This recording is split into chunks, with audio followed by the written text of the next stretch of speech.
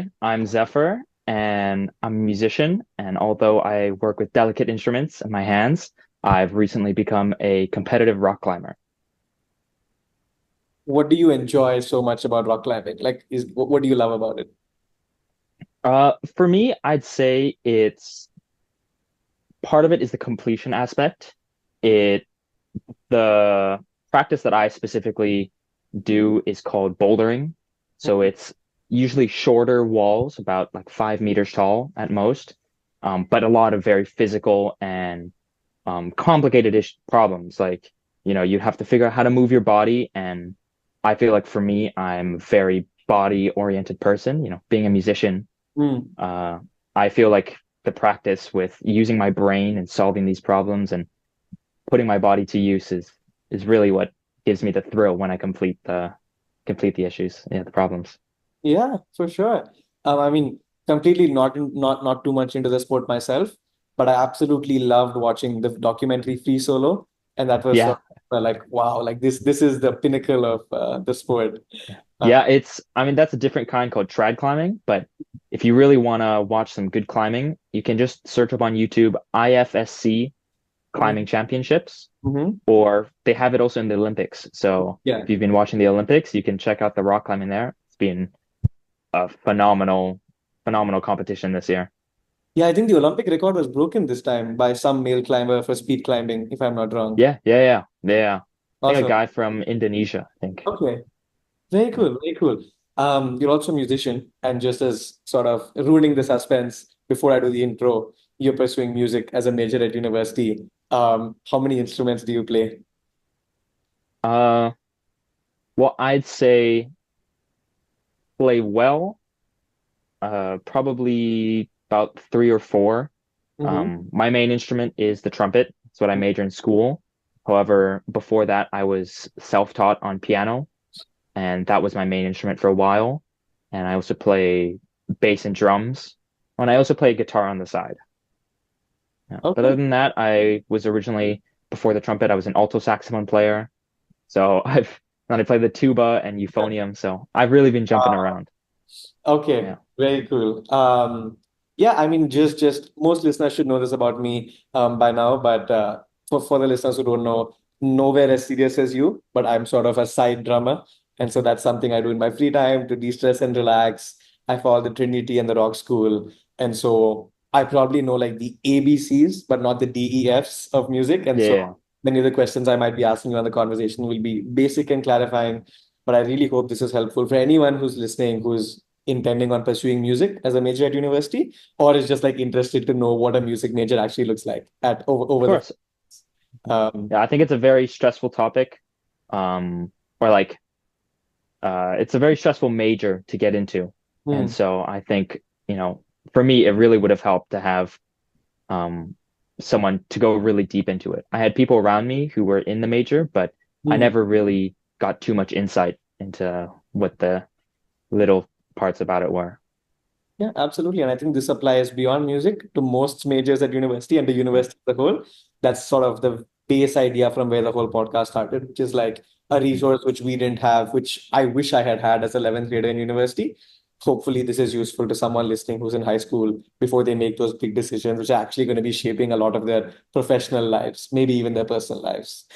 So, yeah, I ruined a little bit of the suspense, but as a proper way to introduce you for listeners, that's Zephyr Clarke. I believe I'm saying that right. Yes, sir. Awesome. He's a rising senior at McGill University in Montreal, Canada. He's majoring in music studies, so he's focusing on jazz, and his main instrument is the trumpet. Today, we'll be learning more from Zephyr about the choices he's made, the lessons he's learned along the way, and in his words, sort of as he said, we'll be guiding anyone who's currently listening, who's in high school, through the process of embarking on this new journey, which we call university, which is this huge word for all these high schoolers listening. So we're aiming to sort of deconstruct it and break down different aspects.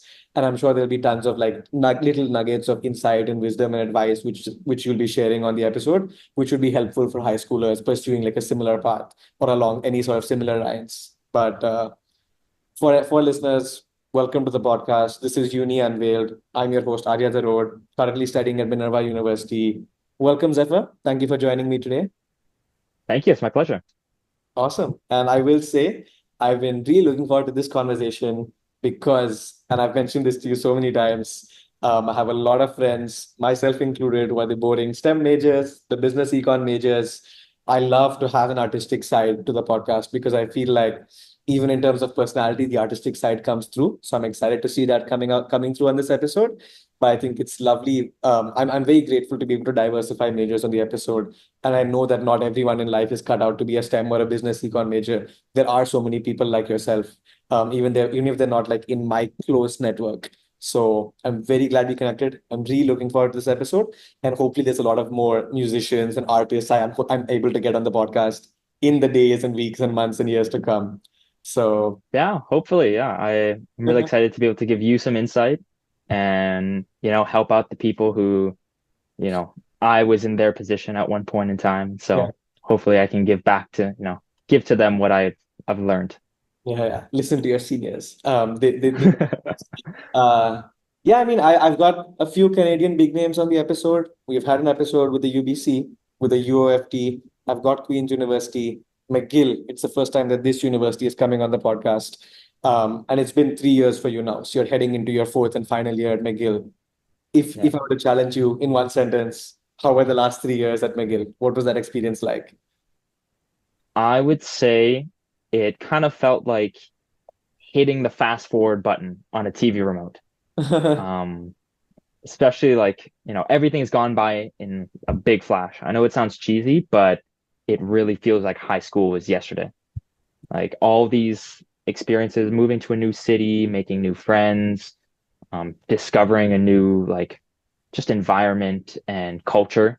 It's really been, a lot to take in, and all that information makes everything move so fast. Yeah, Yeah. absolutely. I totally agree. It's been just a year for me, but I'm sure the next three will also fly by in sort of a snap. Um, this is not specific to just your major as someone who's doing music, but overall for a student who's intending on studying in Canada, can you shed some light on McGill versus the other Canadian big names? Is there anything unique or special about McGill as sort of a pull factor for international students as well? Uh, I think a big pull factor is just the city it's located in. Montreal is a beautiful, beautiful city. Hmm. Uh, like everybody from all over the world, are coming here. It's mainly known as an international school, even though it's located within a French-speaking province and a Mhm. French-speaking city. The school itself is, you know, an English-centered institution. And because of that, it really gives a lot of freedom as so many people in the world, you know, can speak English. And so because of that, even though it's a French-centered province, it really allows people to come here. And as I've been telling you, like, recently my mom has just been in the city, and as someone who has never traveled anywhere else in Canada, Hmm. she's been like loving it here. Yeah. And so that just says, it says a lot about the city. Someone who's never been anywhere else, she loves it. She absolutely loves it here. Mm. She's been places all over Europe and Asia, but Yeah. never anywhere else in Canada, and it's been her favorite. She likes it just as much as Vancouver. It's absolutely on the bucket list. And when I come down, we're gonna go and perform in a club or Yes. together. That'll be my Yes, I'll first make it happen. performance. Your name will be in lights on the I'm front of the building. looking forward to it. As this is both as sort of a musician, but also just as a student and a teenager in the city. Can you talk us through how you engage with Montreal as a city, as an ecosystem, both personally as well as professionally as a musician? I'm sure there's a lot of different performances going on beyond school for you. I would say on my leisure time, I spend it a lot outdoors. I've really found myself kind of the standard like coming out of my shell. Hmm. Back in Vancouver and where I grew up, I was a much more introverted person. I didn't really like going outside. I was a very homebodied individual. But since coming here, I found that I've spent most of my time outdoors, um, just going, hanging out with my friends. There's tons of live music shows here. Hmm. Um, and with those live music shows, as a professional musician, it comes with a lot of opportunities to be able to build myself as a pursuing musician and to be able to build my network and strengthen the connections that I've made in the city and Mm. make new connections as well. Yeah. Networks go a long way in the music industry for someone who's wanting to be a professional musician. Yeah, I would say that is one of the main attractions for music school. Mm. Because you always see these stories of people, they just make music out of their, mom's living room Yeah. or, they make it by themselves in their studio apartment. So music is really a thing that you don't necessarily need a degree for. However, when it comes to making connections Mm. and meeting people who are in this industry, um, I'd say it's unmatched. Mm. Yeah. You actually foreshadowed the next question I was going to ask, which is that, of course, many people listening might believe that they can just they can just be a high school graduate and then learn music on their own and become a musician. Like, what's the need Hmm. of music school? And so you touched on one aspect of that, which I'm sure is the network and the peer group, as well as I'm sure the professors who know people in the industry. Hmm. You, apart from the network, was there any other big motivations for studying music at university officially or in a proper way versus like straight out of high school becoming a musician?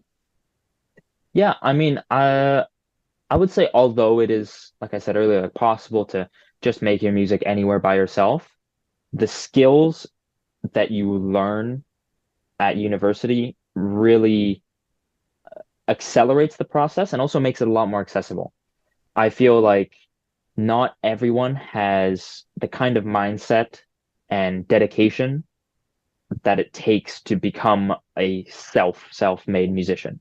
Hmm. Um, and also just you hear about these people who have become these self-made musicians making music in their living room, but the amount of people who have succeeded at that versus the amount of people who have attempted are huge differences. You hear about so many people becoming successful, but you don't hear about the people who are unsuccessful. Yeah. And so university, specifically music university, really gives you the skills and the assets needed to give you a leading advantage in this industry, Hmm. not only with the connections, but some courses that I've taken, such as music business, audio production, Hmm. like sound design. All these things are things that I could learn on my own, Yeah. but having someone teach it to me really puts it in a digestible and, much more accessible format. Hmm. Let's say more about these skills you're talking about. Apart from just, I'm guessing like trumpet is your focus. So I'm sure you're just practicing a ton, playing harder pieces, getting better with that specific skill of playing the trumpet. What are other skills you're picking up in music school? Um, I would say, yeah, aside from performance, the other main skill that I've been working on is for the kind of career that I want to pursue, which is composition, specifically in film and video game. And I think, you know, it's a very, very key skill for a musician to have. You know, there's of course, as I'll probably touch on later, there's a lot of careers that you can go into with music, but a lot of them are centered around the ability to make music. Hmm. And composition and arranging music is a very, very important skill that, university has really, really made me, step up my game on it.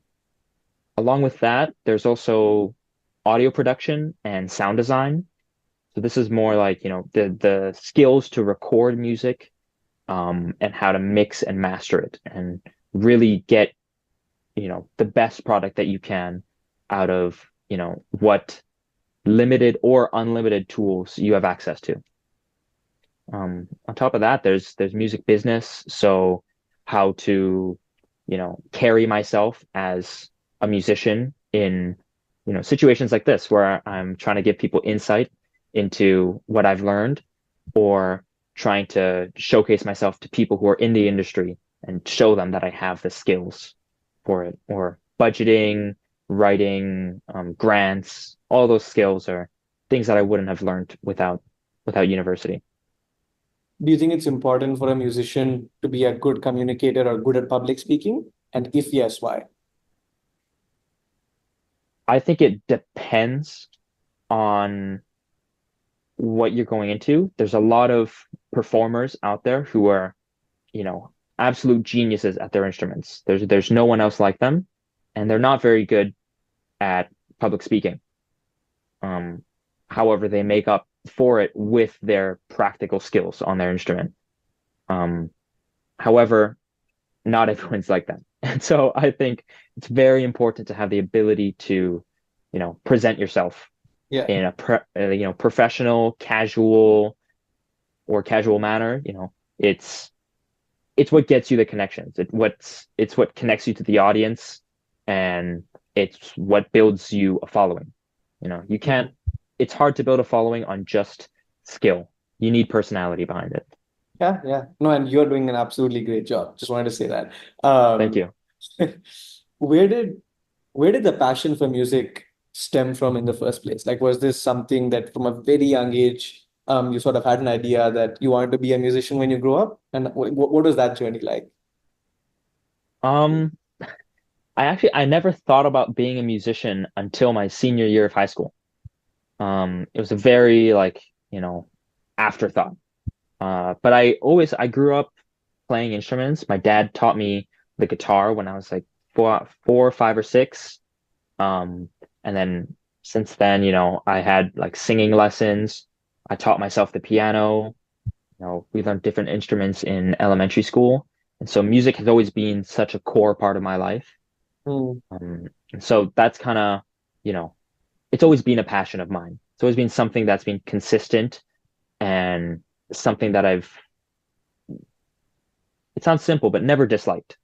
It's always been a core thing for me. And Yeah. so in my senior year of high school, I didn't really know what I wanted to do. I had many topics that I was interested in, things like comp sci or biology, neuroscience. I had all these things that I was interested in, but I didn't really have anything I wanted to pursue. They weren't interesting enough to me that I wanted to go for them. So I thought, the one thing that's been there for me always is music. So I might as well push for it. And so I did, and well, I'm here now. So Yeah. yeah, it was successful. Wow. Very, very, very like brave decision. I know a lot of people who are very artistic and choose to do more traditional majors at university for various reasons. Like the art stays alive more as a hobby or a passion, but they never go ahead and pursue it professionally as the main thing. Um, Hmm. I will admit, like I have other reasons. A second thought of mine was pursuing literature in college and then becoming a full-time author. There are like a lot of factors why that didn't happen, but I will be like very honest and say that a part of that was also it being like an off-beaten path or a road less traveled. Yeah, So you're yeah, definitely on like the road less traveled, and the names you took of the other subjects, computer science and biology, are like STEM and very traditional, very hmm. different paths. Was it a pretty difficult choice for you to choose music over these more like traditional, some people would say lucrative majors? Yeah. It definitely was mainly just as it's really the social aspect of it, right? People hear people, oh yeah, I'm pursuing, literature or I'm pursuing history or music in university. And although some people, don't really think anything of it, a lot of people kind of have a negative, you know, idea about all these majors. And so that was a big factor for me where I wasn't really sure if I wanted to pursue it because of that. It was also my family coming from, a very like traditional, Asian Chinese family, you Mm. know, social things and what people think about you is a really big thing. And Yeah. so I was worried what my, grandparents would think, what my Yeah. aunts and uncles would think. And so yeah, it was very scary for me. But luckily when I told my mom that I wanted to go to university for music, everyone was super supportive. Um, so, all the overthinking that I had done and, what would happen, what would they say was really for nothing. You know, it was pretty easy, to be able to pursue it myself. Yeah, I'm very happy to know that you've got a great family that's supporting you Yeah. along a road less traveled. Um, I sort of remember this famous movie dialogue from one of the Hindi movies I've seen, which is if like, let's say if Michael Jackson's dad told him like go become an accountant, or like Michael Jordan's dad told him go be a programmer, then we wouldn't have like some of the greats in the world today. So we need Yeah. students to pursue these paths. Like even as a economics major or someone who's a computer science major, we all love listening to great music, and that's sort of our break from our hectic studies. So we need someone to be making that great music as well. Just taking that as like an example. Um, I'm assuming that a lot of listeners up to this podcast may be like artistic or may have an inclination to be doing any sort of art form in college. And I'm sure, I mean, I can definitely speak to the Indian students here, but I'm sure this applies more broadly across countries, that there definitely is like a lot of mental tug of war going on as to a more artistic major versus a more like traditional, more like secure major, is a word which Indian parents love using.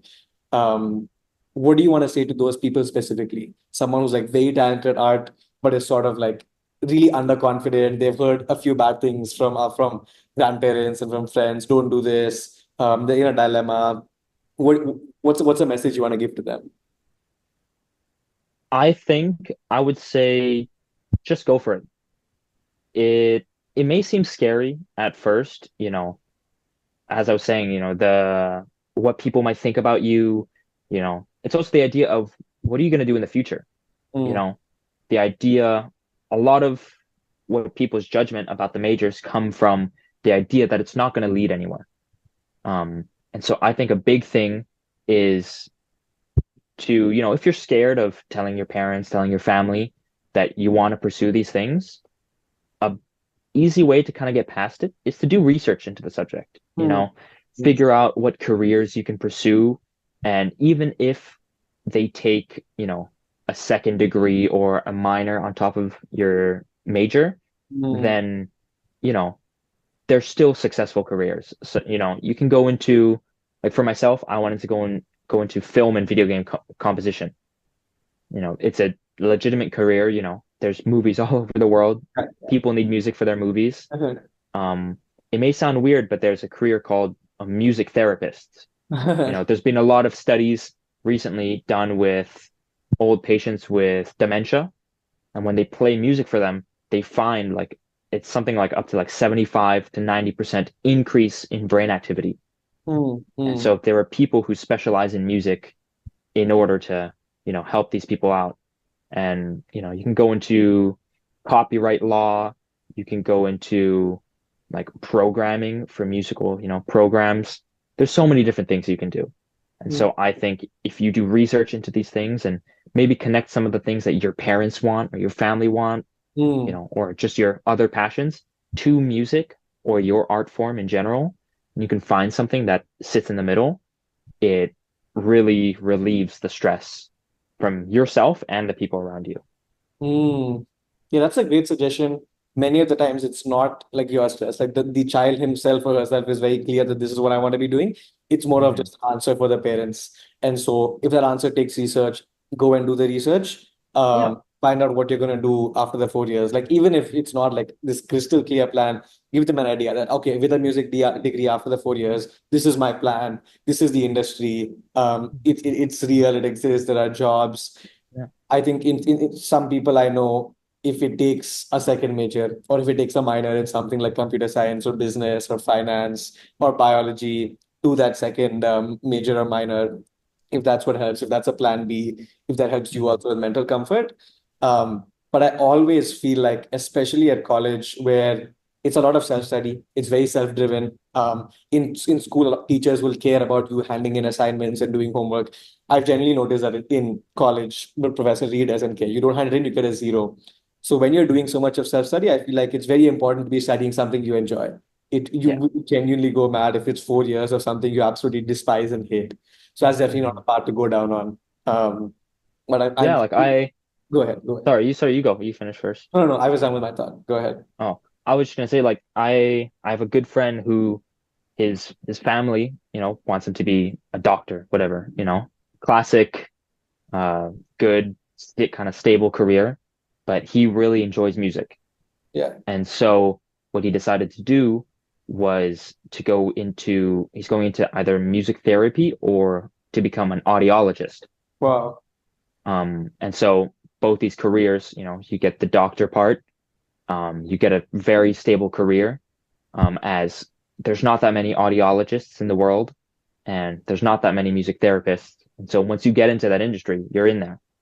And having a background in music, knowing you know, how much time musicians spend with their instruments, what kind of rooms they're in, how their instruments interact with the room and interact with them, and Mm. what they do outside of their time at shows really, really helps, in your own research. Like being an audiologist, your whole thing is about ears. A Yeah. musician has to take care of their ears and, watch what they're doing. And so knowing how much time they spend practicing and having first-hand experience of all these things really gives an advantage in all these aspects of the, career. For an international student who's listening, someone from like anywhere in the world, who's listening to this episode, interested in pursuing music or something sort of artistic, for a major university, we can stick with music because I'm sure that's specifically what you're specialized in. Do you Mhm. think Canada is one of the top places they should be targeting? I know US is there are tons of like great institutions, but do you think Canada is also at a top about a top five on that list? Yeah, I definitely think it is. I personally know a lot of people who have fully experienced themselves both American and Canadian universities and have found that the quality of education is essentially the same Wow. between them. And in some cases, depending on the topic, is even higher in Canada. Mm, I have one good friend who he spent a long time for his degree, but he went between four different universities wow. for his degree, two in Canada and two in the States, and he found that he enjoyed the ones in Canada a lot more. Why? Um, I think it's simply because of I think it's partially because of the price point. With American universities, they come with a very, very high cost. And so with that, it comes with, a much, much more serious attitude. Yeah. You're there to study, you're not having fun, that's it. And of course, there are exceptions. People do have fun there, if you're playing music with your friends, but it is a very serious environment. Yeah. And not to say that Canada, the Canadian universities aren't, um, but I think, it's a bit more relaxed. It is very stressful, but I don't really have to have the pressure of a, a student loan or just some financial burden on me while I'm there trying to enjoy myself and experience what it's like to pursue this subject. Mm-hmm. So we started with Canada. That's our top layer. Mhm. That's sort of the first macro decision for a student is like, what are the two or three countries I want to be going to? I'm going to move Mhm. one layer down. We're going to come to McGill. We already said a few things about McGill, but I want to get this really clearly laid out. I love asking this question to most of the guests who come on. What have been like one or two super enjoyable aspects of attending McGill so far? And what have potentially been one or two limitations or drawbacks? Um, I think the one of the enjoyable aspects as I mentioned earlier, has been the city. Montreal is very famously known as an art city. Mm-hmm. We have, I think it might be the biggest jazz festival in Canada or in North America. It's one of Okay. the two. I Wow. I don't want to have someone quote me exactly on that, but it's definitely either the biggest or one of the biggest jazz festivals in North America. Mm. People come from all over the world to experience it and to enjoy it. It's like a week and a half of just beautiful outdoor shows. And we've had tons of very famous musicians. We had Thundercat last year. Okay. This year we had Lao Fei. Mm. We also had um, we had Vance Joy, the guy who sung Riptide, big Mm-hmm. throwback. Um, we had Freddie Gibbs this year. Um, so we have a lot of these really big famous musicians coming here for these festivals. And so, with that, there's a lot of opportunities. As a musician, I can go out any day of the week, to any part of the city, and there will be some place having a live show that I can watch, or even I can join. Mm, Um, One of the ones, it being a Wednesday right now, I'm usually spending my Wednesdays at this one bar called Turbo House. mm. And every Wednesday they do these free jams where you just walk in, you can bring your instrument if you want, and you basically put your name on the list, and then they call you up and you join a group of musicians and you make music up on the spot. You Wow. just jam. And it's this like funk, disco, kind of hip hop, R&B vibe. Uh-huh. They have these freestylers that come up, they rap, they freestyle, they have vocalists who sing. It's just such a great vibe. And that's all over the city. That's definitely been, I think, the top, you know, perk of being here at McGill. The second one, um, comes with that is the social aspect of the city. McGill has a multitude of clubs and groups that you can join. So, if you ever have issues with meeting new people or making friends, these clubs and groups, Mm. there's basically one for everything. There's a club for Chinese calligraphy, there's dragon boat racing, there's rock climbing, Okay. there's gaming, basically anything you Yeah. want. It's there. So there's always something for everyone. Or if you go to a bar, by yourself with friends, with one other person, there's always going to be some people willing to have you join them. Yeah. I've had it multiple times where I'm hanging out with two of my friends or whatever, and we're at the bar, and then we start talking to a random group of people, and then we hang out with them for the whole night. Mm, mm, mm, And so the social aspect, everybody in the city wants to be friends. mm, You mm, know, everybody's new to this place, and so no one wants to be alone. mm. Um, yeah. For the negative aspects, um, I would say, to focus more in on McGill rather than Montreal as a city. Uh, if I were to say any negative aspect about my program, I would say it's not for everyone. Um, in the sense that what we focus on in my program is a lot of traditional swing jazz. Um, you know, the kind of the style of all the greats, Miles Davis, Chet Baker, John Coltrane, you know, Freddie Hubbard, all these kind of classic jazz greats. That's kind of the style that we focus on.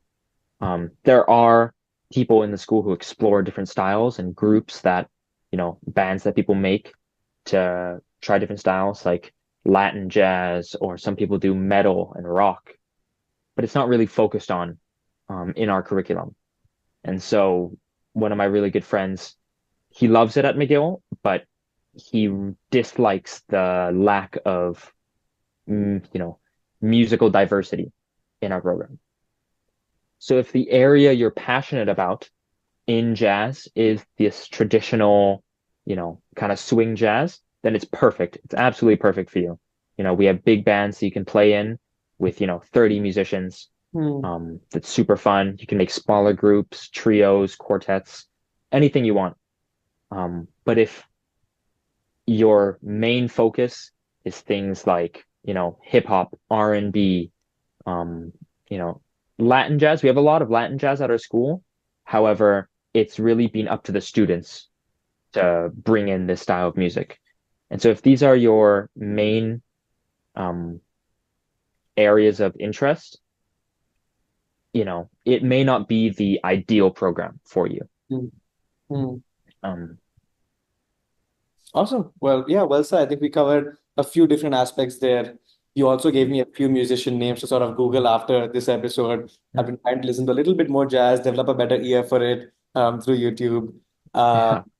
we'll go one level even more micro, and we'll start with the Mhm. very basics, but I want to really deconstruct every aspect of your course in studying music at university.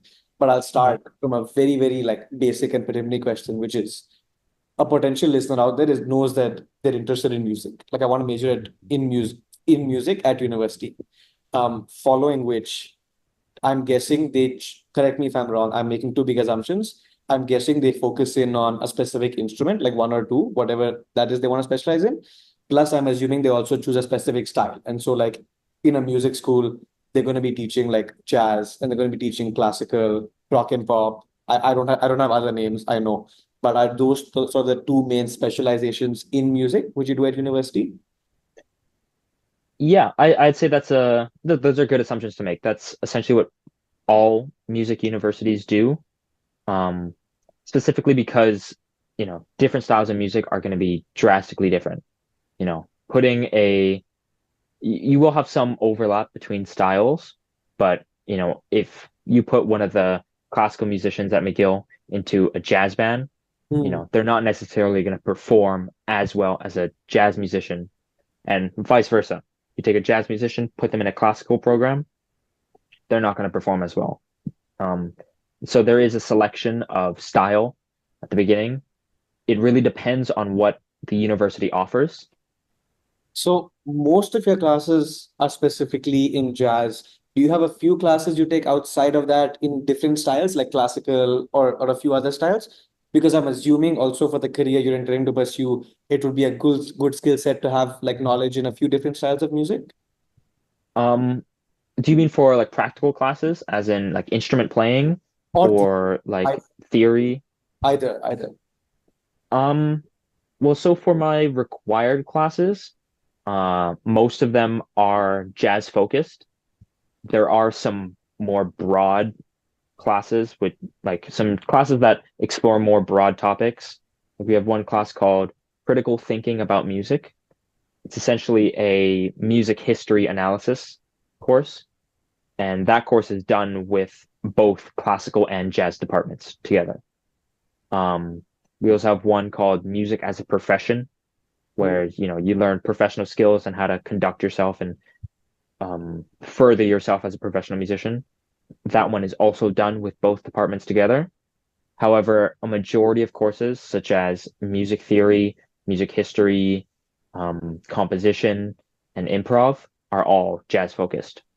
Okay. And the names that they're given even are like they're specifically called jazz materials, is our music theory course. We Hmm. have jazz history, jazz composition, jazz improv. And so, that's the main focus. We're allowed to take classical courses if we'd like.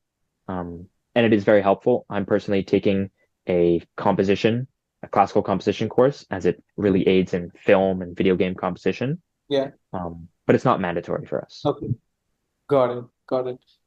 My younger brother is actually a lot more interested in diving into music theory versus someone like me. I'm more just banging the drum kit and following off of YouTube. But I'm Yeah. sure for someone who's like actually holistically interested in the subject, I'm sure there's also has to be some sort of an interest or a passion for like music theory and how it works from a first principles level. And so just doing a quick 101 for the audience, what does a musical theory class cover? Like what do you talk about? What kind of questions are you asking? So in specifically a jazz theory course, we cover a lot on what's called chord changes. So every single song you listen to, whether it's pop, rap, jazz, classical, they all follow these things called chord changes. So chords are essentially a grouping of notes that dictate what the harmony is going to be. Um, so within jazz, as it is mainly an improvisational art form, we really have to look into these chord changes so that we know what we're playing, and so that we know what to play when. Um, so a lot of it is looking into, like a basic, it might be just, it might go one ear out the other, Yeah. for some people, but a basic, like jazz progression would be a 3-6-2-5-1. So Okay. with these chords, we put numbers to them, and then by doing this, we learn how to easily progress through these chord progressions, and we learn how to reharmonize. So we change chords, we add things. Um, so that's really what we cover in our jazz theory courses. It's a lot of chords, and then what scales go with those chords, how you can use it, when to use it. Um, yeah. Yeah. Okay. That's a good. both high level as well as you dove into some technicalities. Hmm. 3 6 2 5 1, correct? Yeah, it's a very basic, like, you Okay. know, every note on a piano, you have like A, B, C, D, E, F, G, and then it goes back to A. Um, and so instead of saying A, B, C, D, E, F, G, A, we say 1, 2, 3, 4, 5, 6, 7, Yeah. and then we either go to 8 and we keep counting up, or we go back to 1.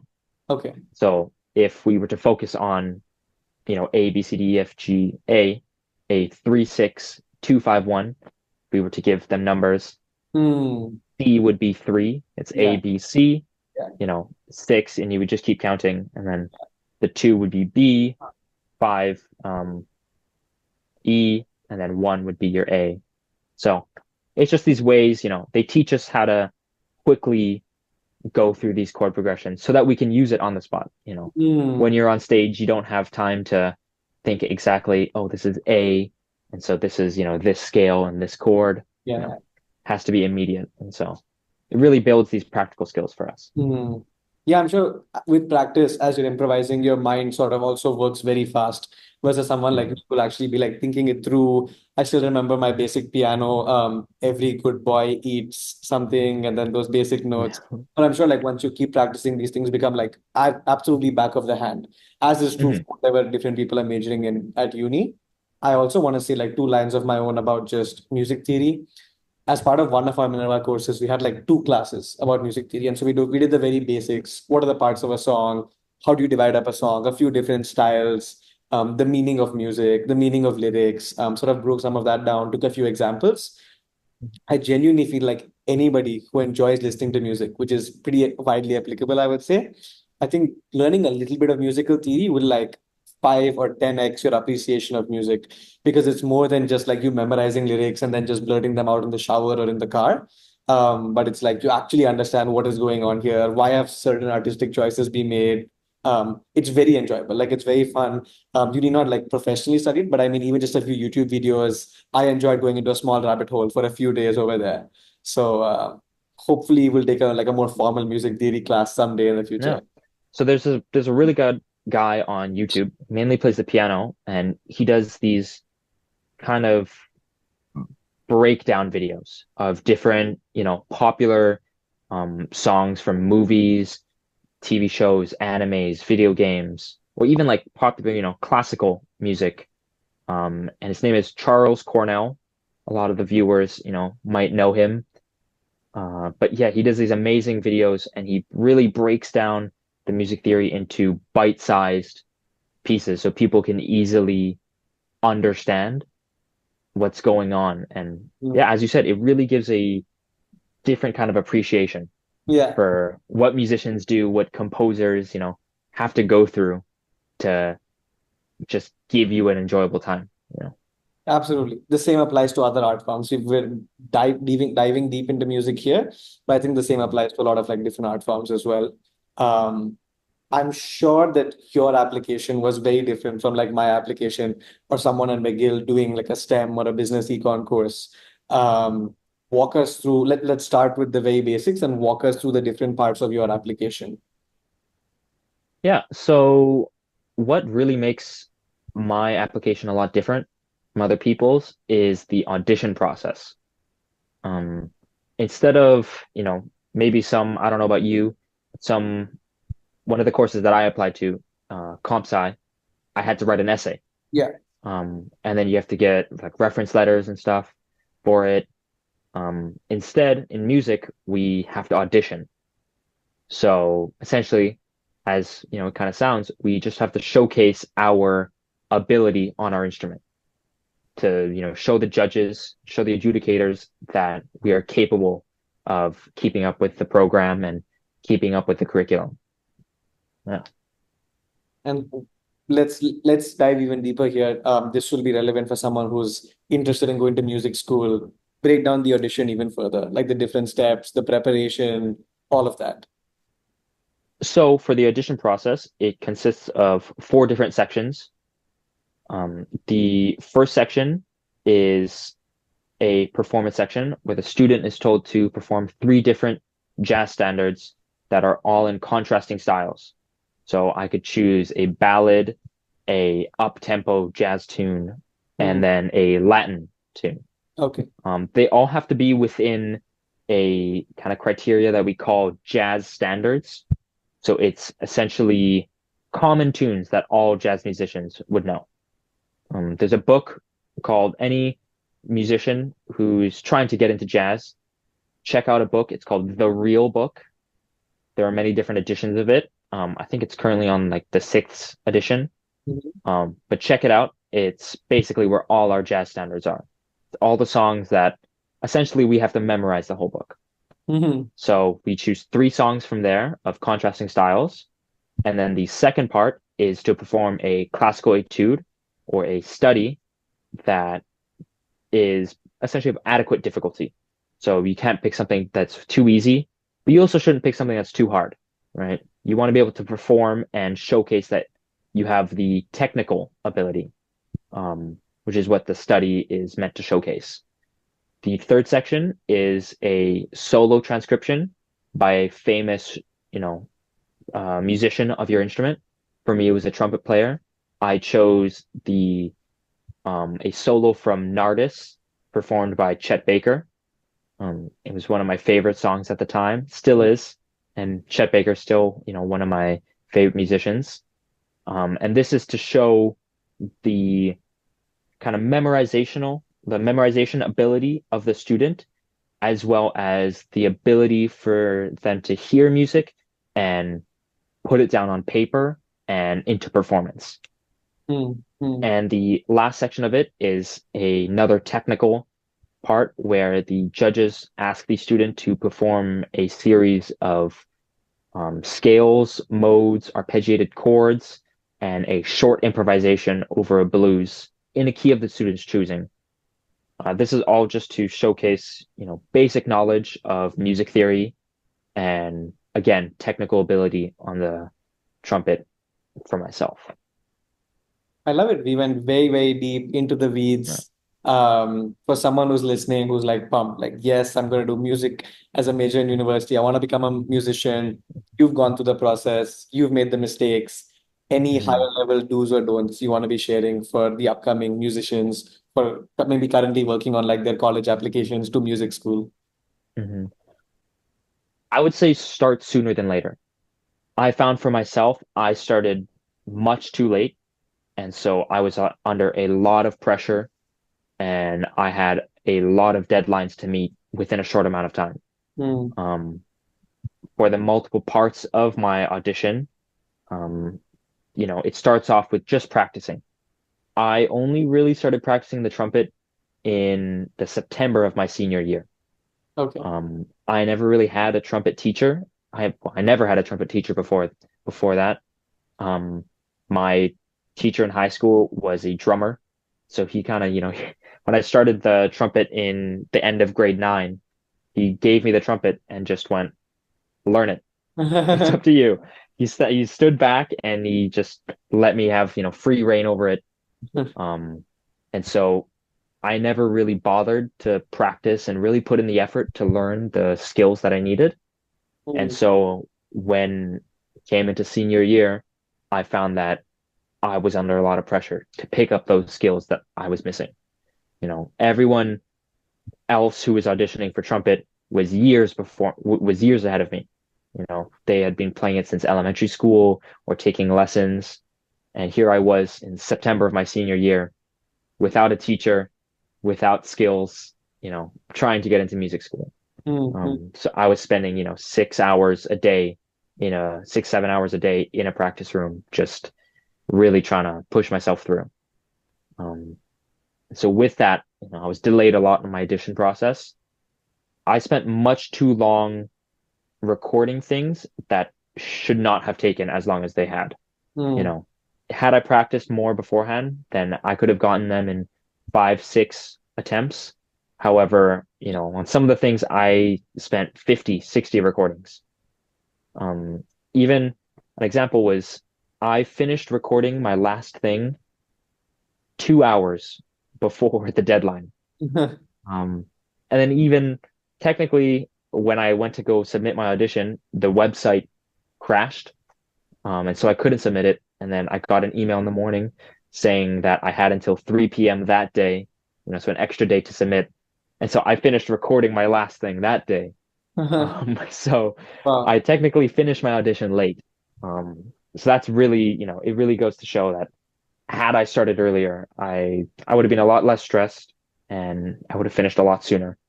Hmm. And also saved a lot of other people's times. The people in my band, I'm lucky that they were so patient with me. Yeah.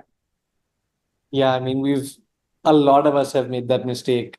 Don't be us. Don't make those mistakes. This is not just for the music students. Like everybody, start early. Things will go wrong. Teachers take time to give you letters of recommendation. Um, it takes time to sort of write an essay. Some days you're not in a mood. Never plan it like exactly. Like always have buffer Mhm. time. It's never too early to start. Even the whole process of thinking about college, thinking about the major, I think the earlier you start, the absolutely the better. Yeah. Ninth grade, a lot of friends who I've seen have had success and gotten into great schools for majors which they want to have almost all like started in ninth grade, at least in terms of the thought process. And by 10th grade, they were sort of pedal to the metal and they were working hard on whatever it was on leading up to that goal. It's not something Mhm. you can do. 12th grade is a very difficult time to sort of like then make that decision and then start with everything because you've only got a Mhm. people who do that often like struggle with a lot of like time management issues and a lot of stress overall. Um, for a decision that's going to be so important, I think for a decision that's taking essentially 4 years of your life, I think it's important to also like be starting 3 or 4 years ahead when you're starting off. This is Yeah, I think depending on the situation, I think maybe the way I think about it is that the decision of your major doesn't have to be made. You know, you mm, can start in grade 9, grade 10, and you don't exactly have to be fully dead set on what you want to do after high school. But I think getting the work done mm, and getting prepared is really what matters. Looking into what you want to do, what topics you enjoy, and yeah, even if it's not even looking at anything post-secondary, discovering what you want to do in high school. Oh, this is a subject I like. I'm going to research it on my own. And this is something I like doing. I'm going to do it on my own. And getting all those things done before you really have to commit to starting the audition process or starting the um, just process to enroll is what really matters. that's an interesting take. Yeah, because a lot of it's totally okay. Like I had these five different majors I wanted to do all the way up till 12th grade, but I Mhm. spent my time up till 12th grade going deep on each of these five. So Yeah. I had to make the decision. I then knew that, okay, these two I enjoy more, these three can be left to the side. At the same Mhm. time, especially for someone applying to US universities, you can continue with your sports, you can continue with your music. Those all become amazing extracurriculars to put into the application, even if it's totally unrelated to your major, which you're doing at university. So Mhm. I'm glad we actually did a deep dive. We spent some time on the application. I want to ask another question, which is also probably more broadly applicable to anyone who's just learning an instrument or like pursuing an instrument part time as a hobby, someone even in my situation, and also someone who's taking it very seriously, which is when you said I practice like 6, 7 hours a day, I was a little mind blown because in my case, when I play the drums, after honestly like 45 minutes of playing a challenging piece, I'm very mentally fed up and I'm just done. Like I can't. Mhm. Even if I take a 15-minute break, watch some YouTube, when I come back to it, I absolutely like just can't. So for me, 1 hour is sort of that time. As someone who's probably having to practice a lot more, like how do you get through that? Do you have breaks you take, and like is there something specific you do during those breaks?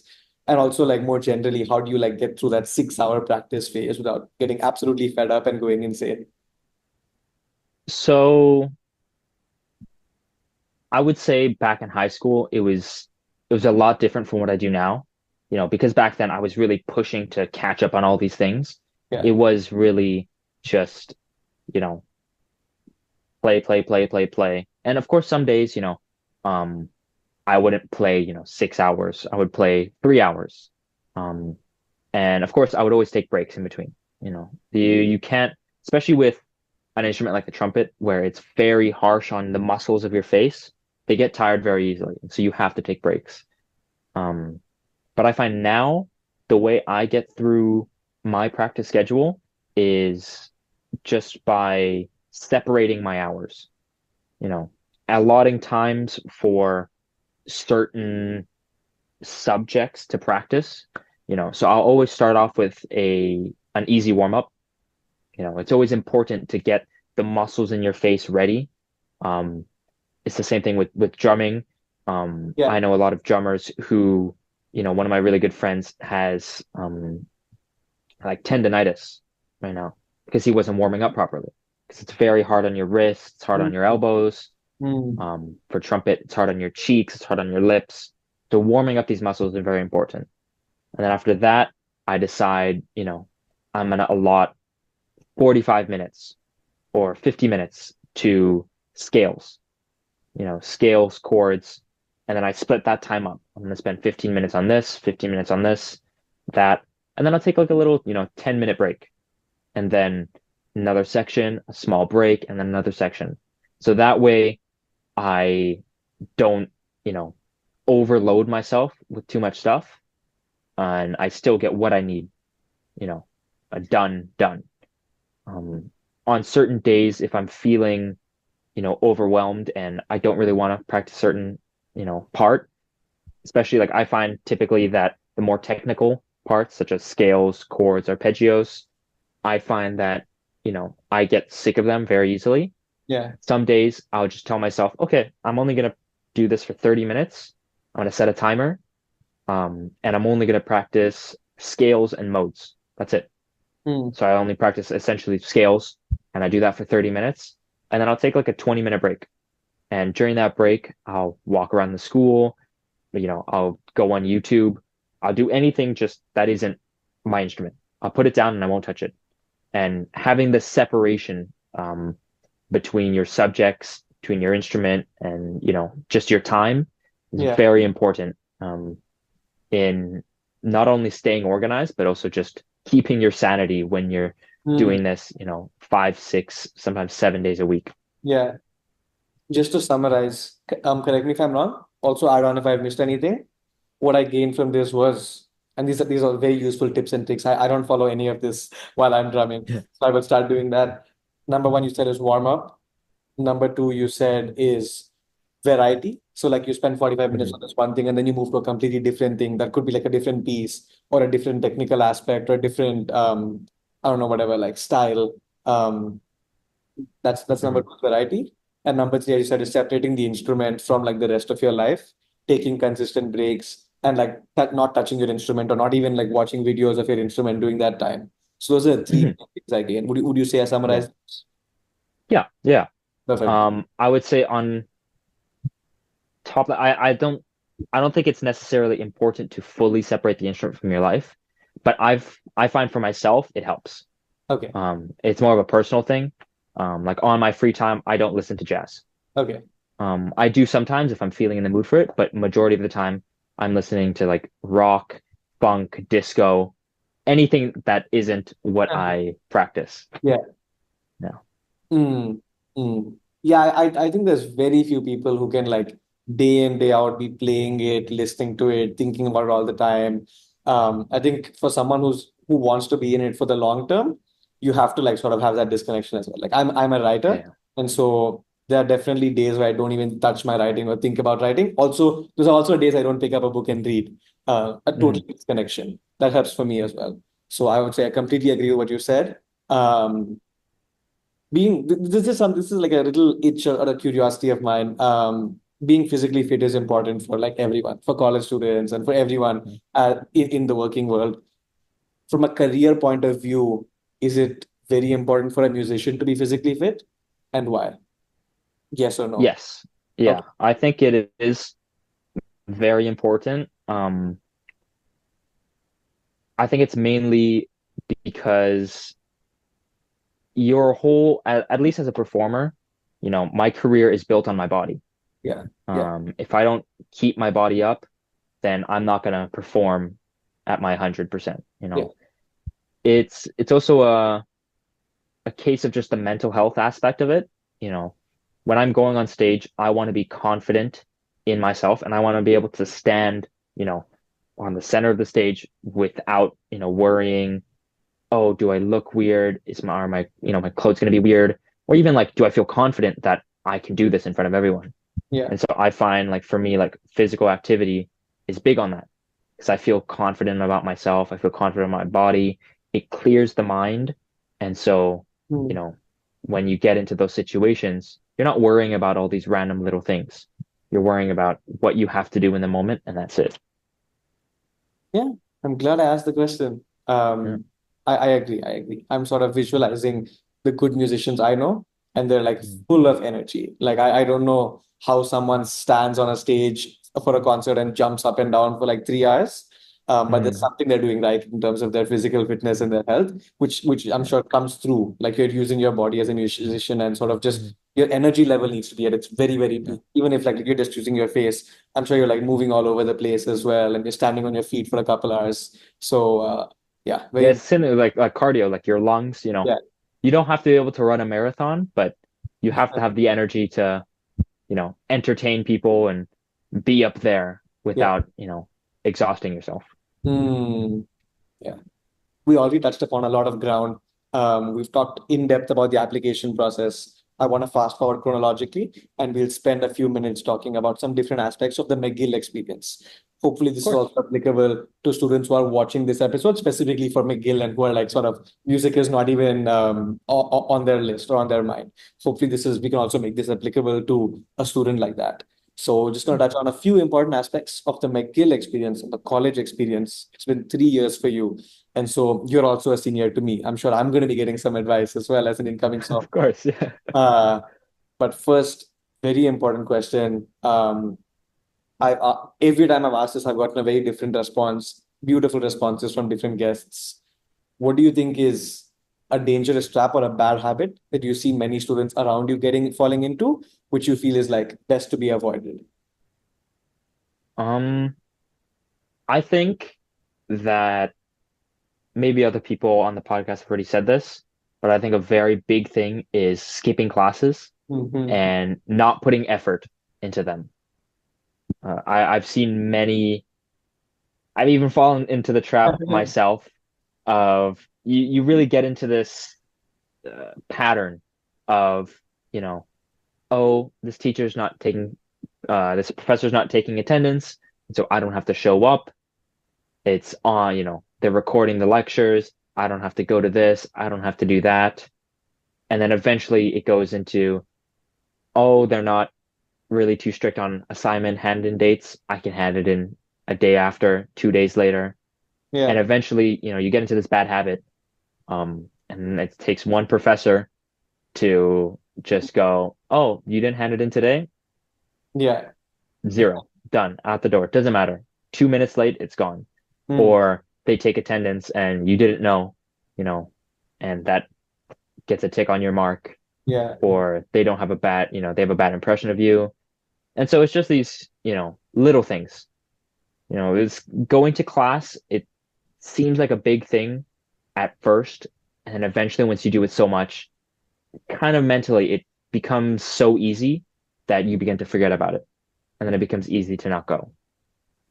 Especially because I think we might have touched upon this later, but professors and, TAs aren't strict in the sense of they won't pursue you.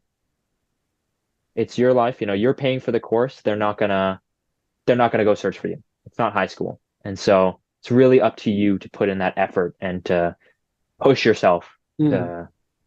to do well in these classes.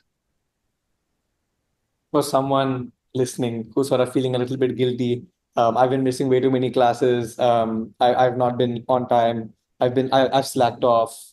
What's the antidote or what's the solution?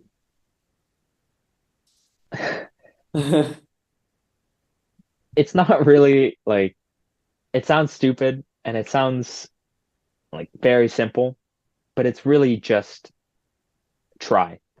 Yeah. Like it's really just that, I have a terrible sleep schedule. Uh, I say it to all my friends and I still think it, but I'm on Vancouver time still. Montreal is 3 hours ahead of Vancouver, and every night it sounds terrible, but I go to sleep at like 3 a.m., Yeah. 3:30 a.m. And so I'm still on Vancouver time, and I have been for the past 3 years, but I've found a way to make it work for myself. I try not to choose courses that are too early in the morning. or if they are, you know, I make sure, they're on, you know, a certain day where I don't have work the night before, or I push myself to go to sleep earlier just for that one night of the week, just so I can make it to that one class. And it may seem like an easy solution, but it's really hard to do. But Mhm. it just takes dedication to really push yourself into that. And I was lucky, I had my roommate, one of my roommates, he's my good friend. He helped me. And so, when I told him, I was like, dude, I'm not going to classes anymore. Like, I mean, he's in some of my classes. So he was like, yeah, I'm not seeing you. You're showing up late Yeah. or you're not showing up at all. So I was like, I need you to help me. And so, every morning he's a big morning early bird. So he'd get up and he'd knock on my door and he'd, force me to get out of bed. So, you know, just Yeah. finding ways like that, people to help. It really makes a difference. Yeah. No, I'll add on a couple of things. Roommates are like the best accountability mechanism. Roommates are friends. I'm a morning person as well. So I would have, if I would have been in your roommate's place, I would have done the same. I'm that Mhm. annoying person who goes and knocks on my friends' doors very loudly, the ones who sleep at 3 a.m. to get them up in the morning for class. Yeah. Use your roommates, use your friends to keep you accountable, especially when parents are sort of far away. As well Mhm. as number two, I think is I love how you touched on the little things. I feel like, especially at a huge school, when you're trying to stand out or differentiate yourself to friends, to TAs, to professors, doing little things right makes a huge difference. Yeah. Showing up well dressed, showing up on time, sitting in the front row and asking that question when you could have just been like sitting back and taking notes or just listening. Um, Tiny things you do will sort of make you unique, and that will become identifying factors. Like either he always comes late to class, or oh, he's always 5 minutes early to class. I appreciate that Mhm. punctuality. Yeah. Everyone is forming impressions of you in college. Like it's a very harsh truth. First impressions matter. Continuing an impression matters. Good, and in terms of the bad impressions, like changing them matters. Yeah. So yeah. Yeah. I I'm feel like to just quickly add on to that, the some people don't realize and what makes them fall into these traps is that even though a lot of classes are like 400 people seminars, there's like 7 TAs. The class is split up into smaller groups. And so if you're consistently handing in your assignments, you're the first person to hand it in, or you're the very last person to hand it yeah, in, they notice these things. yeah, And then, if you're the first person to hand it in, but it's not a very good assignment, you know, they'll notice it. It's like every time, it's like you're not putting in effort and you're yeah, not trying in the course. And so, they're not going to give you a very good mark. But if you're closer to the end and your assignments are okay, if you ever need help, the TAs might be more willing to give you a hand and assist you because it makes you look like you're putting in effort and you're really trying to succeed in the course. hmm Yeah. Let's actually lead off of this and talk about building relationships with your TAs and your professors. So I'd love to actually touch upon both TAs and professors. I'm sure there are different things you gain from both of them, but how does that relationship building process look like for you as a music student at McGill? I say it's a bit different in my program as a lot of my courses don't have TAs. Okay. I do have some courses that do mainly when they're combined with the classical and jazz faculty, as those classes are a lot bigger, and so they need TAs. But a lot of my jazz focused courses are a class of, sometimes like 12 Oh, to maybe 20 people and one professor. And so it's a very like intimate situation. You mm, know, the professor knows you're showing up to class. They know that you're going to be there, or they know that you're always late. And so, you know, you really have to make a good impression with them. yeah. And especially because in my, program, we perform with our professors. You Mm, know, your professors aren't just these people at school, they're professional musicians. yeah. And so I've gone to the bar and I've seen my teacher on stage. I've seen my Mm, professor on stage performing, or, I've went out with my friends and then I go, oh yeah, that's my professor in that restaurant over there across the street. yeah. Um, and so, building these relationships is really key because not only does it make them, you want the professor to like you. It's always good to have a good impression on people, but it also gives you opportunities. One Mm. of the professors at my university, name's Kevin Dean, he essentially started the whole jazz program. He's like the grandfather of McGill Jazz. And he does this thing called Kevin Dean and Friends, where he does them almost weekly, and he performs on stage with students from McGill. Um, and so if you're good enough, you're showing passion, and he really likes your company, then he'll invite you to perform with him on the stage. And it's almost like a prestige thing. The people who are performing with him, are the best of the best students. And so, these opportunities come up if you're showing this Mhm. amount of effort. Um, and then it's really just, if you ever need help with anything, or I've had times where my instrument's broken and I need one in an emergency, I can rely on my professors. I can just send it might sound weird for some other people. If you're in another program or if you're at another school, can't always do this. Sometimes I'll text my professor, just send him a quick text message and I'd be like, okay, come by my office tomorrow and I'll lend you a trumpet or I'll lend Wow. you a mouthpiece. And so you have this really, close relationship with them in my program. And it's a very, very essential thing to build. That's a very close relationship. Like I don't think I'm that close with any of my professors. I don't have most of them on like a text message. They're like all an email. Hmm. Once you get a professor's WhatsApp or a Telegram or their number, then you know you've gotten close. Like they trust you not to be like calling them wrongly or to be texting them only when it's necessary. So Yeah. kudos to you for that.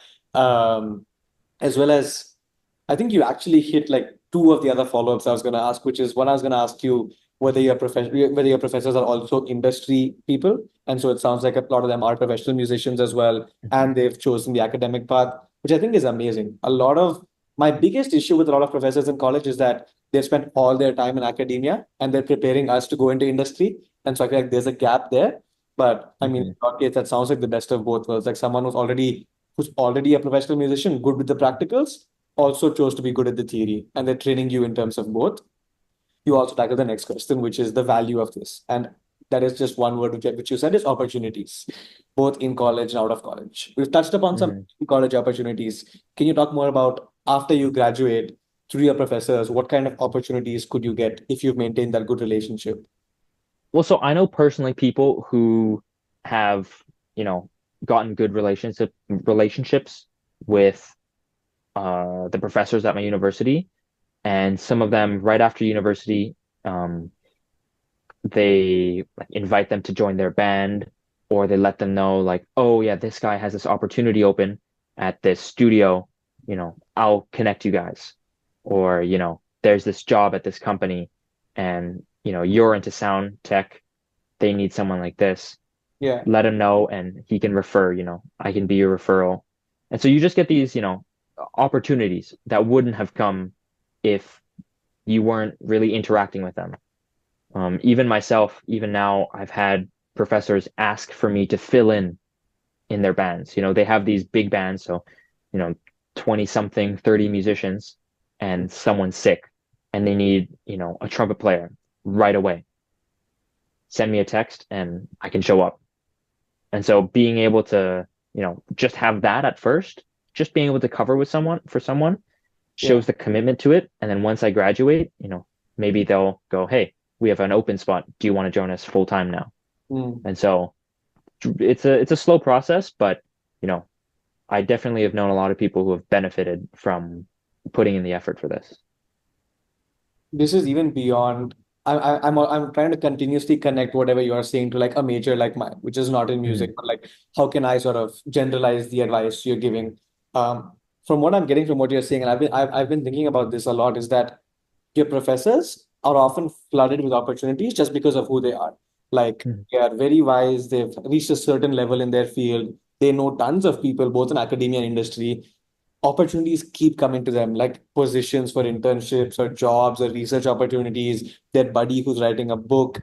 If you're standing out in their eyes, they will connect you with the right people who can like take your career forward. Even if they mm. directly are not taking your career forward, their buddies can take your career forward. I say this on quite a few episodes. I said this so far that professors are probably the most underrated resource at any university. I think that every student could be taking like 5x or 10x the advantage of a professor that they currently are taking. So whatever Mhm. anyone is doing, I feel like you can like double and triple those efforts. Um, there's a very high ROI of building that deep relationship on so many different levels. Um, Mhm. so yeah, I'm really glad we touched on this. I want to touch on relationship building, but with the students around you, with peers. And so this is both in terms of friendships, but also, and I mean, we're not approaching it in this way, but a lot of these friendships could eventually become professional partnerships, like the person you start a startup with, the person you play with from the band. In that sense, also, it's important to invest in like relationships at university. But Yeah. on a very high level, I'll keep the question broad so you can tackle it how you want to. But what does like your social life or your friendship building look like at McGill? I think it, so in music, every year there's a very small amount of people who are accepted. And so because of this, everyone is super close to each other. Hmm. I know every single person in my program. I know every single person in my year. I'm friends with them. I can text them anytime. We hang out, we go to bars. And so I think it's a lot different than other programs just because of the size of it. Um, Hmm. and then on top of that, because we know everyone and because of the nature of our program, it being a kind of almost like a trade, where applying skills to a certain industry, we all take advantage of each other. We have to. You can't really be a solo musician Yeah. on every instrument, and so we have to take advantage of everyone. And so being able to connect with all the people around you and being able to maintain these relationships is really, really important.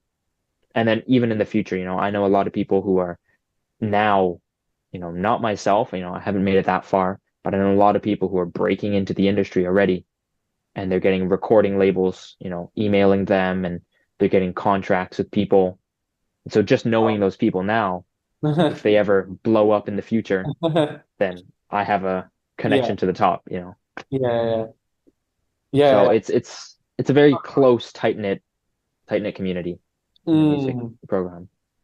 What does making friends look like outside of your major? Like, in fact, you've actually got a very, I think you're very lucky because you've actually got the best of both worlds in the sense that you've got the small school benefits of being in a small program, having that one-to-one interaction with the professor, being in a class with like 12 students, having that small environment in a big school. And so you have like the resources and the opportunities of a huge public university with students studying like 101 different majors. But like, what does social life look like with you beyond the music majors? Is that something you also invest into? Oh yeah, yeah, yeah, great. I think the people that I mainly hang out with outside of school are not from my major. Okay. I've met most of my friends. So a big group of my friends I've met at my rock climbing gym. So through my own hobby, that's the way I socialize with new people. And so it's really given me a lot of, amazing connections. Because I'm trying to get into the video game industry and the film industry, I've met so many people in that, Yeah.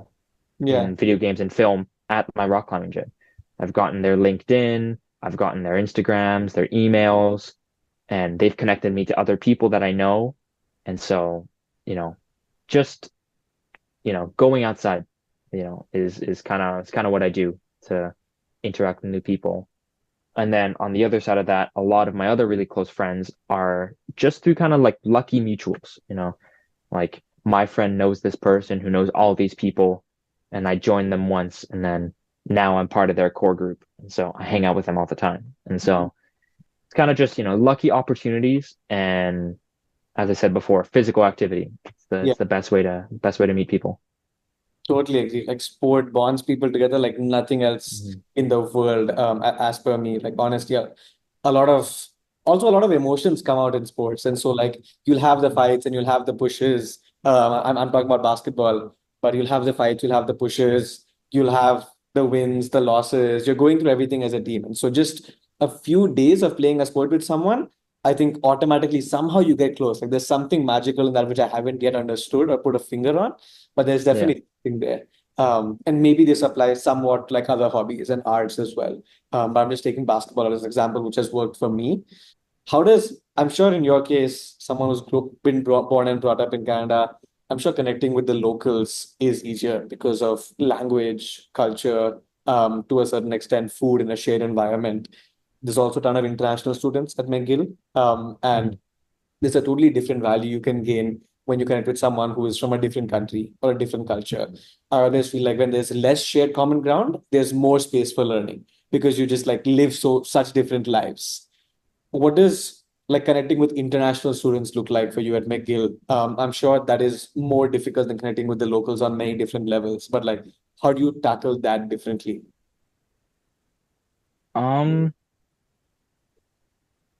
it's surprising, but I've found that I've been able to connect with the international students a lot easier than the Okay. locals. Okay. It's simply because of the nature of, Quebec as a province. Um, it being a, French speaking province rather than all of Canada is bilingual, but French, their main language is French. Quebec, their main language is French, and then the rest of Canada, well, majority of Canada is English. Yeah. And so, Huh. when I come to Montreal, you have all these, native Montreal, native Quebec students who all interact, in French. They've all went to in Quebec, there's Cégep, kind of like after high school, they have to do college and then they can go to university.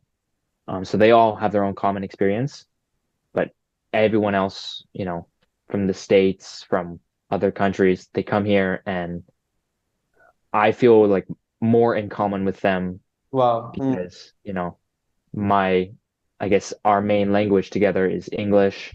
And then, we haven't had to go through the CEGEP experience and we're all from out of Quebec. And Mm. Quebec really like it feels like a different place, It's so different from the rest of Canada that it feels like I'm in a different country. Huh. In some ways, I'm still in Canada, but also, sometimes it just feels different. Mm. That's interesting. It's interesting that a lot of questions I ask, sort of subtly, I make basic assumptions, and then the guest sort of throws that right back at me as to like this Hmm. basic assumption of your question was wrong itself. That's been a huge learning experience for me on the podcast. And so, yeah, I think some in some ways and in certain situations and aspects, it might even be easier to connect with an international student versus someone from your own country.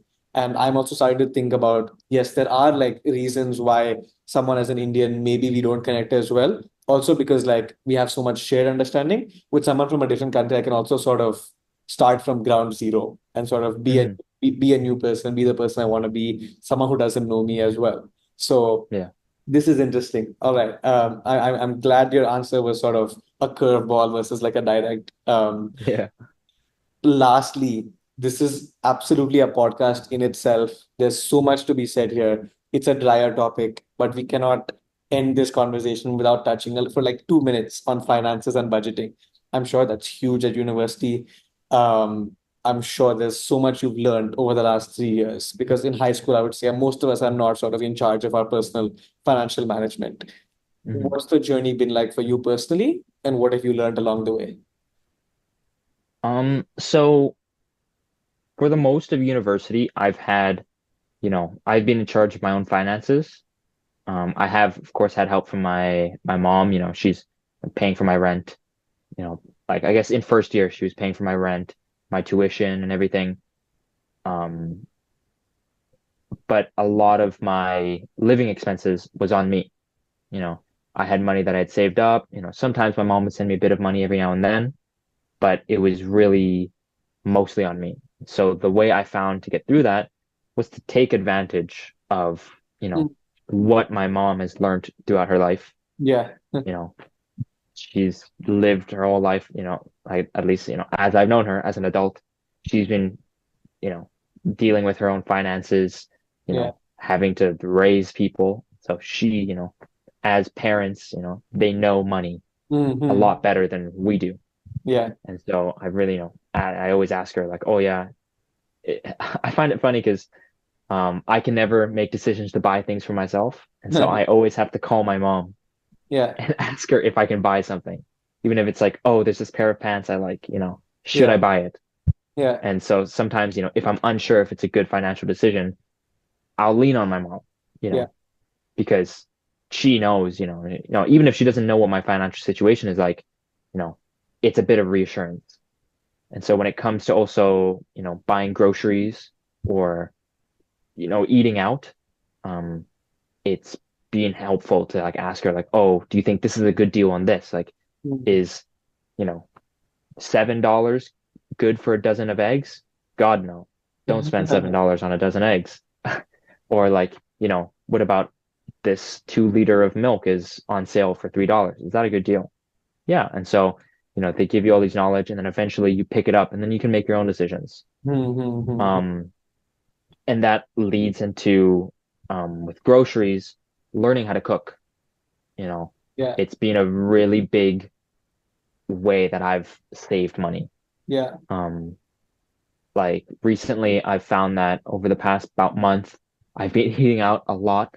Uh-huh. Like I haven't cooked my own meal in, a few weeks. And I Uh-huh. found, looking at my credit card, it's gone way up Yeah, compared to when I buy my own groceries. yeah, So being able to cook is a very, very key part to saving money. You can buy $30 worth of ingredients and make, you know, 10, 15 meals. That mm. goes to like, you know, $3 a meal versus going out and paying $20 for a bowl of rice and some chicken. Yeah, yeah, exactly. And Cooking. then, Go ahead. Sorry. yeah, no, sorry. I was just gonna say like, sometimes cooking is not super enjoyable, but if you don't live by yourself, if you live with roommates, learning how to cook with them is perfect. Or if they know how to cook, them teaching you how to cook. Yeah, And then it not only becomes like a group bonding situation where if you don't really know your roommates too well, you yeah, can get to know them. Or if, you already know them, then you have some fun events. Oh, tonight we cooked this dish or we cooked this. And it gives you some nice, enjoyable memories to have. yeah, Um, but of course, every night you don't want to always be cooking. And so I found that for me, what I enjoyed doing was I set aside money, um, always like I keep setting aside money so that I can like once or twice a month, I can go to a nice restaurant mm. and I can enjoy a nice night out with a nice like, very, whatever, super fancy meal once a month, twice a month. And it gives me something to look forward to so that I don't just go and spend all my money. I have to save it for this one meal. And Mm. so that's what that's what makes me make my financial decisions. I'm sure it impresses the girlfriend, the nice restaurant. Yeah. Um, no, I will say a few things about cooking. It's a life skill, it's a financial skill. After a point, you will get tired of eating out. Like you will miss home food. If you're able to cook like those few comfort foods which you enjoyed back home, especially as an international student, so valuable. Bonding with roommates. I also would push back on you saying that if you don't know how to cook, let your roommates teach you how to cook. At university at Minerva, I know very much just the ABCs of cooking, so I can basically make like very basic dishes. I have Indian friends who can make very good dishes, like proper Indian food. I do everything that complements their cooking. Like I do groceries.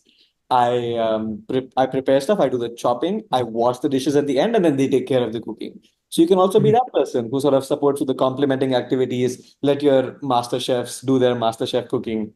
Um, Yeah, like a give and take. Yeah. Absolutely. Yeah. We cooking is especially at an international school with students of different cultures. Cooking is such a good excuse to dive deep into another culture, have them prepare a dish with you, help them in whatever way you can. As I said, complementing activities, do the same for them. Form cooking groups with people from your culture. That's also a good way to like spend an evening together. I think it's like one of the like if you had to ask me one skill I wish I'd invested more in before university, they would definitely have been like cooking. A lot of Yeah. other things you can learn at university. I feel like I should have learned cooking better with my mom or my grandmom back home before jumping into it. But Yeah. awesome. That was like a sweet way to wrap up. I think that the bulk of this episode, as we begin moving towards like the conclusion and the fast fire round, I always love to ask guests the direction they think they're heading in. So Zephyr, with a music degree from McGill University, a focus on jazz and trumpet, what do you think the next 2 years of your life look like professionally after you graduate? Um, so to throw another curveball, I mean, I was saying it before, but to throw a curveball from the performance, I'm hoping to not perform and Okay. instead go into composition Yeah, and sound design. yeah. So, as I said earlier, I've been taking, some classical composition courses. I've been taking my jazz composition courses and also been doing it on the side, because it's really just my passion. Film and video game music has always been my favorite thing. Mm, Anytime I watch a movie, anytime I play a game, you play it with the sound off, it's not going to feel the same, yeah. right? And soundtracks, my one of my favorite, soundtracks of all time is How to Train Your Dragon. Yeah. I've listened to that like when I was doing a lot of film research, I listened to that soundtrack every single day on repeat for weeks straight. Wow. And I'm never going to get sick of it because it's one of my favorite things in the world. And so for me to be able to, hopefully in the future give someone else that feeling is really what my dream is. Mm, So we'll see, what would works out, but hopefully I've been in contact with some people from different video game and film industries through the connections that I've made at university, yeah. and through my rock climbing. And so hopefully that leads to a potential internship or even just some, recognition in the industry, Mm. get my name out there so that people, see like, oh, this guy has been contacting us for a long time. And so maybe we should look into him a bit more. And so hopefully that gets me an opportunity and we'll see how it turns out. Also wanted to say that I love the movie How to Train Your Dragon. I'm forgetting the soundtrack like at the moment. Can you give me the beat just so it sort of like brings back the memories for me? What's Oh, it? it's well, so my favorite part, I mean, I think it's a lot of people's favorite part. It's the scene where Hiccup is, it's the scene is called First Flight, Yeah. and he's finally testing out his gear fully, and um you get it's the main soundtrack, but you get the da da da da da da da da da da da da da da. Uh-huh. You get that with the violins, and then as he's diving down the mountain, the French horns and the trumpets come in with the da da ba ba ba da da da da da da. And then you get Mm. like the violins, the da da da da da da da da Yeah. da da da da da da da da. And it's just such a beautiful melody. I love the way everything kind of like works together, and you know, it's just so heartwarming. I don't know. That's the only way I can describe it. No, I mean it's been years. I need to rewatch that movie sometime. Uh, yeah, absolutely. I can also see the passion coming through. Like I would say on the entire episode, I feel like whenever I'm picking your brain about music and about these little aspects, it's very visible when someone is like passionate about a subject versus they talking about something in a more theoretical or a dry way. So Hmm.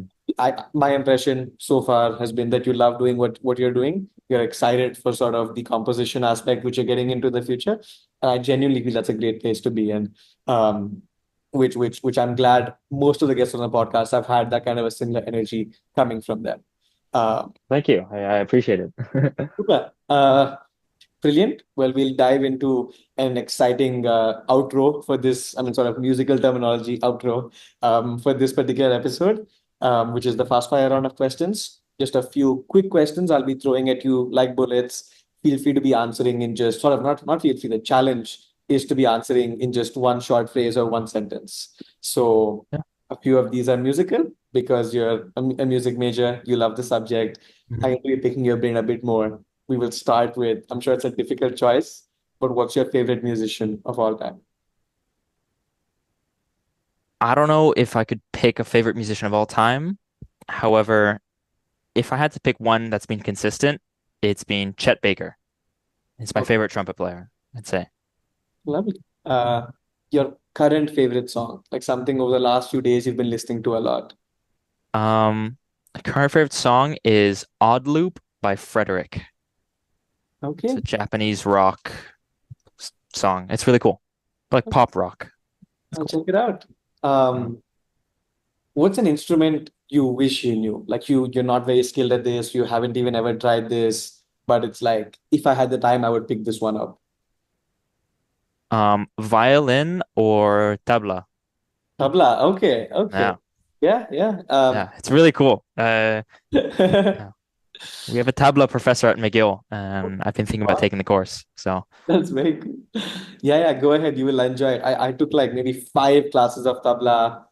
It wasn't sort of my cup of tea. Drumming is mhm, sort of dang dang, and tabla is a lot more yeah, gentle and with the fingers. But yeah. when you do it well, it sounds absolutely stunning. What's we will get to some questions which are beyond music about university at large. Uh, what's the most challenging aspect of being a university student? Like high school was, in my opinion, a lot easier. What's so difficult about university? I would say the time management. Everything's on you, you know. As I said earlier, your professors aren't going to chase you, your TAs aren't going to chase you. You know, a lot of courses don't have mandatory attendance, so it's really on you to manage your time, Yeah. you know, choose when to do your assignments, if you have work, when to go to work, you know, Mm, balancing all these things. I agree. Very true. What's one fun fact about McGill that might be a pleasant surprise for listeners to know? I don't know, it's not music related, but just a little cool thing is McGill was the very first Canadian university to award someone a medical degree. Okay. Just a Interesting. little another cool fact, yeah. How's the medicine program? Is it pretty good? Oh yeah, it's a very, very popular, very good program here. Yeah. Okay, for all the medical students listening, uh, Yeah. what's the most? Okay, I said we're not coming back to music, but we've got one question on music here, which I would love to ask is what's the most fascinating musical concept to you? And could you like give us a one sentence summary of what that term means? Oh, so if I had to pick a musical like subject that I find interesting is chord theory. It's basically, you know, the idea of chords and how certain notes fit together and, you know, what notes fit together and make certain sounds. Like you can put, you know, certain three notes together and it sounds happy, but then you change one note and it sounds sad, or you change another note and it sounds spooky. So it's the idea that, you know, I find it really interesting to be able to change tiny, minute things or add one single note and it fully changes Uh, the sound of a chord or even of a song. You know, you can take a melody and then you can change the chords underneath it and it makes it a brand mm, new song. That's what I find really cool about music. yeah, dun dun dun dun. Yeah. Um, But if you move like that, like a half step up, you can make it happy. Da da da da. yeah, yeah, You yeah, know, yeah. you can make it kind of happy or sad. You know, it's cool. Yeah, it's very cool. Lovely. That's a deep dive to do after the episode. Mhm. Just sort of my little curious self. We've got two more. What's one dish from home that you missed a lot while at university? Well, I'm really lucky because my mom just cooked it for me yesterday. Um, we had a big dinner party with all my friends. Like my mom and I cooked a bunch of food because she's visiting here for vacation. Mm-hmm. So we cooked a bunch of traditional because I'm Chinese Filipino, well, half Chinese Filipino, and so my family's from the Philippines. So we cooked a bunch of traditional Filipino food, and the one that I was missing the most is called dinuguan. Okay. Okay. Yeah, Interesting. yeah, it's a pork belly, stomach, and blood stew. Yeah, sounds weird, but it's amazing. It tastes great. I got all my friends to try it, and they loved it. For all the vegetarians out there. Yeah, yeah, it's completely. It's not. It's all meat. Yeah. Finally, for the fast fire, what's your favorite spot on the McGill campus? Like your favorite spot to hang out or chill or just any special or sweet place you have on campus? I really like the music library. Hmm. The like library in my music building, there's a lot of people from other majors who, you know, come and hang out there because it's just beautiful. It's like newly renovated, great space, a lot of places to work. Yeah. Hmm. Okay. Lastly, if we had to wrap up what's been a really great conversation, just to touch upon some of the things, some of the topics we've touched upon in the conversation, we dove into music, we dove into music theory in your course. We talked about finances at university, we talked about social life, connecting with professors, and we did a really deep dive on like the music school application. So I think we've covered so much ground. But if we had to leave listeners with one final message, sort of to wrap up this entire episode, listeners are probably younger than you, high schoolers who didn't get the same advice as they're getting right now. Like we didn't get that advice. What is one final message or advice, piece of wisdom which you want to leave them with? Try. Just keep trying. Like it sounds simple, but you know, if you hesitate and you don't try things, then you're not going to learn. You're not going to grow. Failure is kind of your best friend, especially in music. You're not going to learn if you don't fail. If you don't embarrass yourself in front of a crowd, you're not going to know what it feels like to bomb. And when you do, then you won't know how to handle it. And Hmm. so really trying and trying again is and I think, with the idea of like working hard, one quote that my high school teacher told me, and it's kind of stuck with me all these years, and I really hold it close to me. It's really what's been pushing me all these years. And I'm not sure if it's his own quote or maybe he heard it somewhere else, Mhm. but the quote is hard work trumps talent when talent refuses to work hard. Huh. Yeah. Wow. So that's my favorite quote ever. It really kind of that's the advice that I have to give people. Hmm. Hard work trumps talent when talent refuses to work hard. Boom. Yeah, that's a mic No, drop. no. Good one. Also, try everything. Mhm. From yeah. Sorry, I've been very excited on this episode. Unfortunately, we're going to be wrapping up this episode. This is the like difficult for me on every episode when I feel Mhm. like I could go on for 4 hours, but I'm sure listeners are like tired of hearing my voice after so many. But the listener wants to connect, has follow-up questions, wants to reach out. What do you think is a good way to contact you? Um, you can find me on Instagram at Zephyr SC. That's ZEPHYRSC. You'll probably see a profile picture of me like playing trumpet or something. Or if my profile's on public, so check it out. If it looks like me, it's me. Uh, feel free to send me messages, or you can find me on LinkedIn, Zephyr Clarke on Awesome. LinkedIn. Um, yeah, you know, feel free to send me any messages, any questions, or if you ever want to discuss anything or just want help, if you're trying to get into music school and you don't know what to do, just let me know and I'd be glad to help. Yeah, I'm hoping you find fellow musicians through some listeners of this podcast. That would be Yeah. absolutely serendipitous, I think. Yeah. Uh, thank you for your wise words on Uni Unveiled and pleasure to host you on the podcast, Zephyr.